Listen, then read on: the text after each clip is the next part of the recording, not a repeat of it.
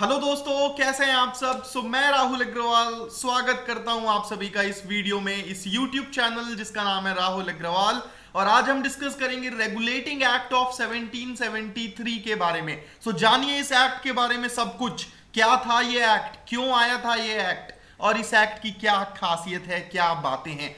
तो गाइज, लक्ष्मीकांत का जो पहला चैप्टर है, जितने भी स्टूडेंट्स इंडियन पॉलिटी पढ़ते हैं, जितने भी स्टूडेंट्स यूपीएससी की तैयारी करते हैं, हम सभी लक्ष्मीकांत पढ़ना इसी चैप्टर से शुरू करते हैं जिसका नाम है हिस्टोरिकल बैकग्राउंड। और जब भी आप इस चैप्टर को पढ़ोगे तो आपको ऐसे बहुत सारे अलग अलग एक्ट्स दिखेंगे, चाहे वो रेगुलेटिंग एक्ट 1773 का हो, चाहे वो पिट्स इंडिया एक्ट हो, चाहे वो 1861 का एक्ट हो, 1892 का एक्ट हो, 1919 का एक्ट हो। ऐसे आपको बहुत सारे एक्ट्स दिखेंगे। और बहुत सारे स्टूडेंट्स मुझसे ये कंप्लेन करते हैं कि सर, इतने बार पढ़ने के बाद भी हमें ये याद ही नहीं रहते, हम भूल जाते हैं इनको। तो मैं कोशिश करूंगा कि आपको ये हमेशा याद रहे, और इस वीडियो के माध्यम से और इस सीरीज ऑफ वीडियोस के माध्यम से मैं आपको धीरे धीरे सारे एक्ट्स कंप्लीट करा दूंगा। तो आज हम शुरू करेंगे गाइस, रेगुलेटिंग एक्ट 1773 क्या था, क्यों आया ये, क्या जरूरत पड़ गई इसकी,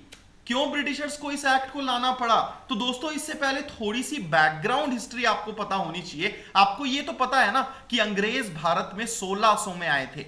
सन 1600 में वो आए थे ईस्ट इंडिया कंपनी के रूप में।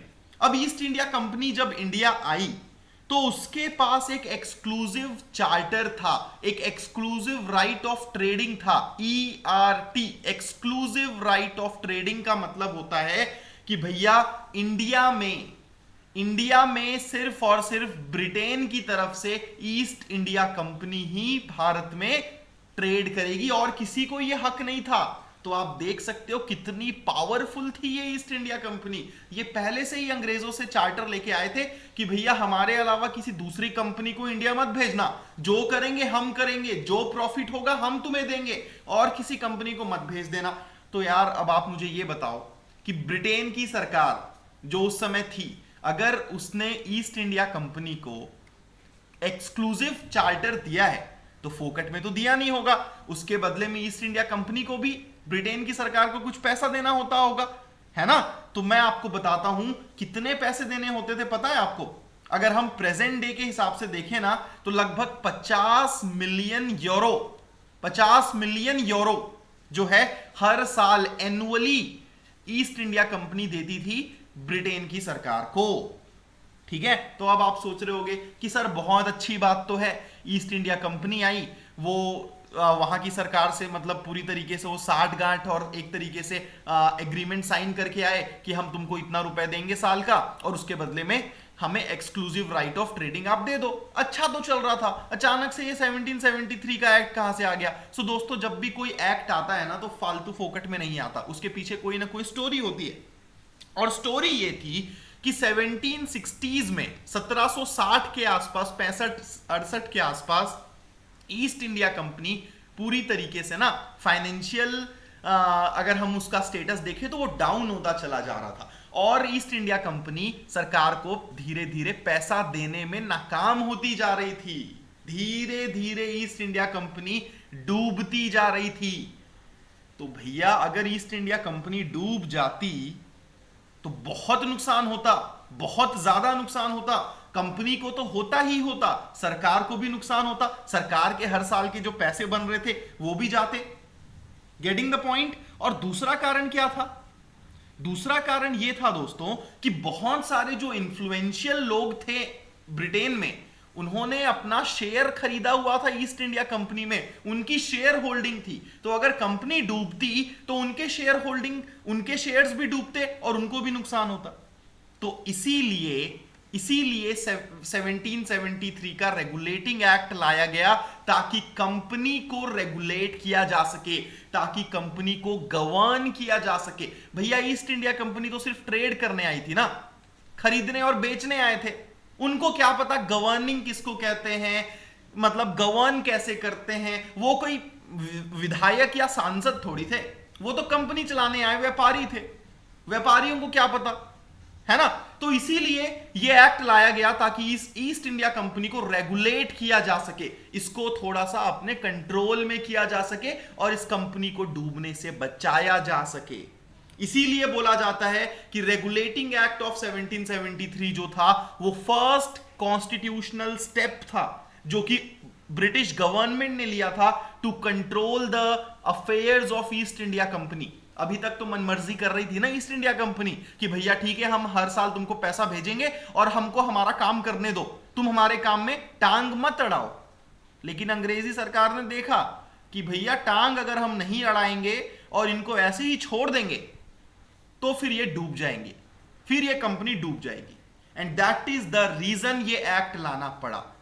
तो ये बैकग्राउंड अब आप समझ गए, भले ही 3-4 मिनट लग गया यार, कौन सी बड़ी बात है, समझ में आ गया आपको बैकग्राउंड ये क्यों आया। अब आते हैं इसके प्रोविजंस के बारे में। स्टार्ट ऑफ सेंट्रलाइजेशन क्यों कहा जाता है 1773 के एक्ट को।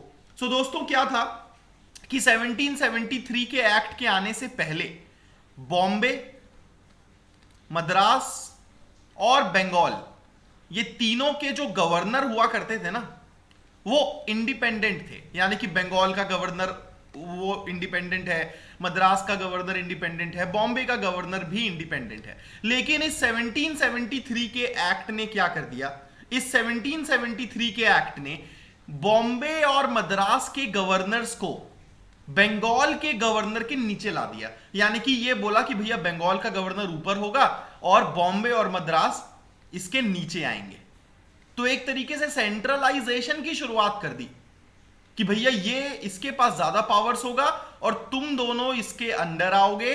That means centralisation. जैसे आज होता है ना कि केंद्र में मोदी सरकार है और बाकी सारे राज्य सरकारें हैं, तो उस तरीके की कोशिश करने की बेसिकली शुरुआत 1773 के एक्ट से हुई। तो सबसे पहला जो प्रोविजन है जो आपको याद रखना है वो यही याद रखना है कि the regulating act of 1773 made governors of Bombay and Madras presidencies subordinate to Governor General of Bengal. Is that clear? Is that clear guys? अब आते हैं एक और यहां पे प्रोविजन इसका देखते हैं। It provided for the establishment of a supreme court at Calcutta. ये यहां पे बहुत सारे स्टूडेंट मिस्टेक करते हैं क्योंकि हमें पता है ना सुप्रीम कोर्ट दिल्ली में है, तो हमें लगता है यार कैलकाटा में तो हाई कोर्ट बनाया होगा ना। दोस्तों उस समय कैलकाटा ही दिल्ली थी, उस समय दिल्ली विल्ली नहीं, उस समय कैलकाटा ही राजधानी थी। तो सुप्रीम कोर्ट कैलकाटा में बनाने की बात हुई थी 1774 में। So regulating act of 1773 provided for the establishment of a supreme court at Calcutta कि भैया सुप्रीम कोर्ट बनाया जाएगा कलकत्ता में। Is that clear? It designated governor of Bengal as the governor general. तो अभी मैंने आपको क्या बताया कि बंगाल के गवर्नर को बॉम्बे और मद्रास के गवर्नर से ऊपर रख दिया। ये सारा काम ब्रिटिश गवर्नमेंट इसलिए कर रही है ताकि कंपनी के गवर्निंग सिस्टम को मजबूत किया जा सके, ताकि कंपनी फाइनेंशियली बैंकरप्ट ना हो, ताकि कंपनी डूबे ना।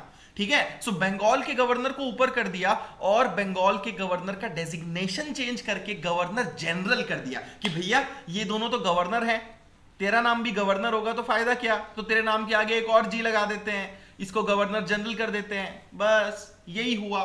ठीक है, सो इसको कर दिया गवर्नर जनरल। और पहले गवर्नर जनरल थे Warren Hastings, Lord Warren Hastings. ठीक है, ये पहला स्टेप था अंग्रेजों द्वारा to control and regulate affairs of the East India company.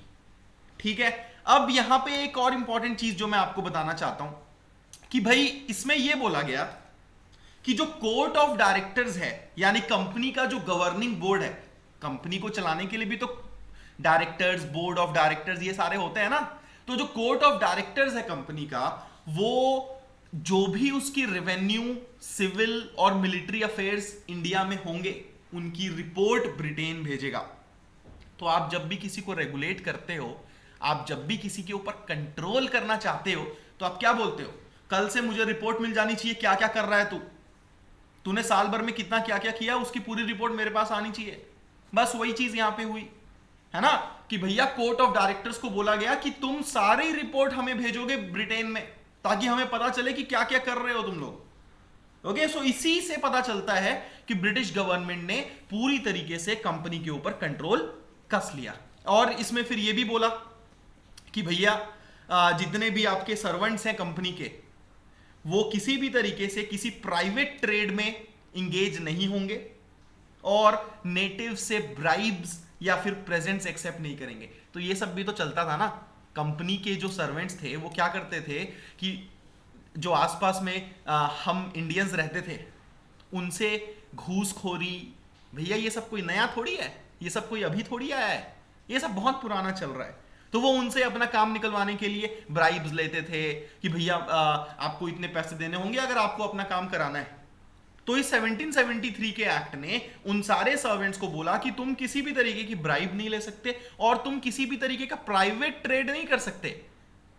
जैसा कि आजकल होता है ना कि कंपनी का जो नौकर है वो कंपनी के साथ तो काम कर ही रहा है, लेकिन साइड में अपना भी कुछ बिजनेस कर रहा है भैया, ताकि कुछ और पैसे आ जाएं, जिसे हम प्राइवेट ट्रेड कहते हैं।